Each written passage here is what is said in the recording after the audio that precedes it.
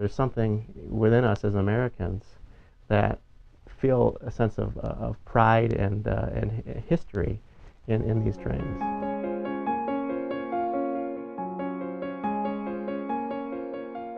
The 1225 is a 225-pound artifact. That train is a piece of living history. The shame it would be if we lost this wonderful feature for our community. The Pere Marquette was designed by Lima Locomotive Works. Actually, it was delivered to the railroad the day before Pearl Harbor. And so when it was delivered to the railroad, it went right into wartime service. So the engine was kept running almost continuously between 1941 and 1945 without rest, hauling more material. But beginning in the years after the war, they started to be replaced by diesel-electric locomotives. So after 1951, when the engine was just 10 years old, there was no longer any work for it. It had been replaced by oil-burning diesel engines, and the engine and all its 38 sisters were set aside. Actually, like all of the 1200s, went right into a scrap line down by New Buffalo. People from Michigan State University, they wanted to use it as a monument for the steam railroading era. One of the trustees of the university had some friends on the railroad management, and he was able to arrange the donation of a 225-ton artifact. Eventually the locomotive was removed from the MSU campus. It was given over to a nonprofit organization which still maintains it today, now known as the Steam Railroading Institute.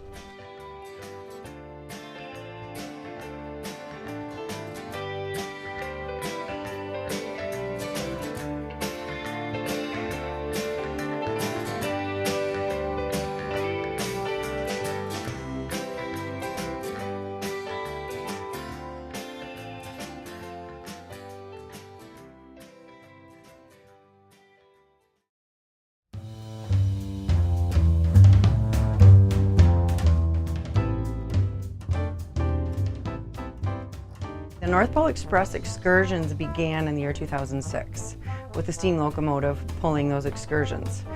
I was actually there when they called, when Warner Brothers called.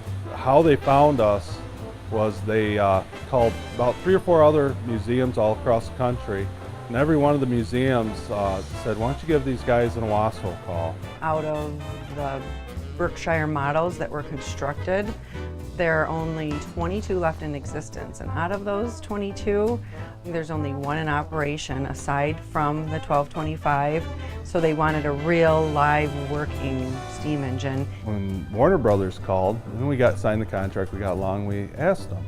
We said, are you guys going to use the number of 1225 in the movie? And they said, well, we don't know. And we said, we told them, well, you got to. And they said, well, why is that? And we said, it's because the number is 1225. And they said, yeah, it's 1225. And we said, that's Christmas Day.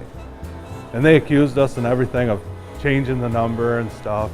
And we said, no, we have paperwork. This is what it was born as. It just really put a big boost in everybody's spirit, and then to have the Warner Brothers crew here, and actually people could see it in action. So it just got everybody excited and got everybody more excited about our train.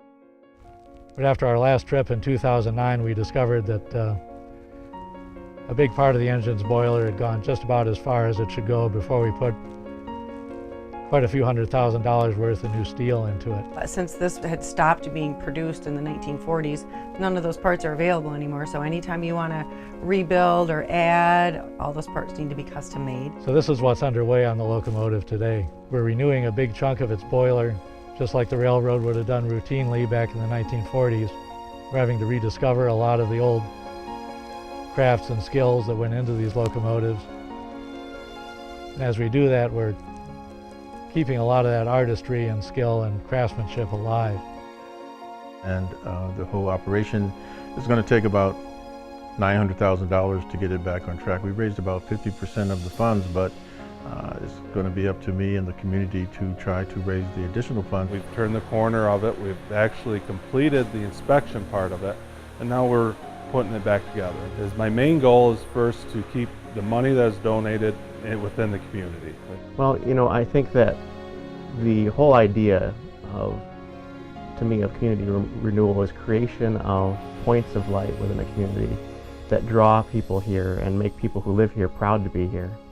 And the 1225, the SRI, is just a wonderful example of that, a point of light in our city that can lead to tourism, a sense of pride, a sense of identity. We will do events, train festivals. We have another one coming up in 2014. The last one they did was 30,000 people. This one, our goal is around 50,000 people. I want to have people in their minds elevate this institution to the same level as Curwood Castle or other things that we really identify with Owasso, that's a key thing. Where if a person's out there, no matter where they might happen to be out in the world traveling, it's like, I live in Owasso, Michigan. You know, we're the home of the Polar Express 1225. Something that people identify with around the world.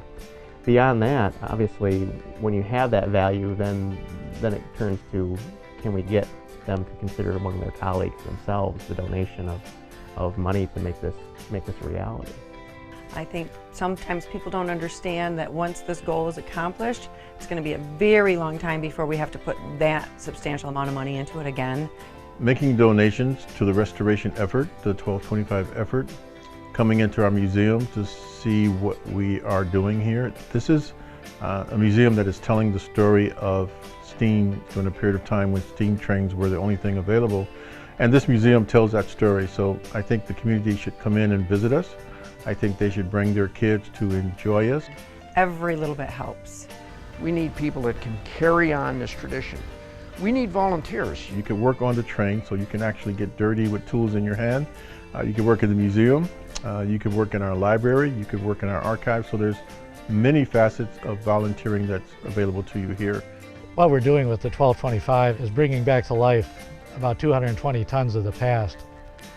I think that's really why I do it.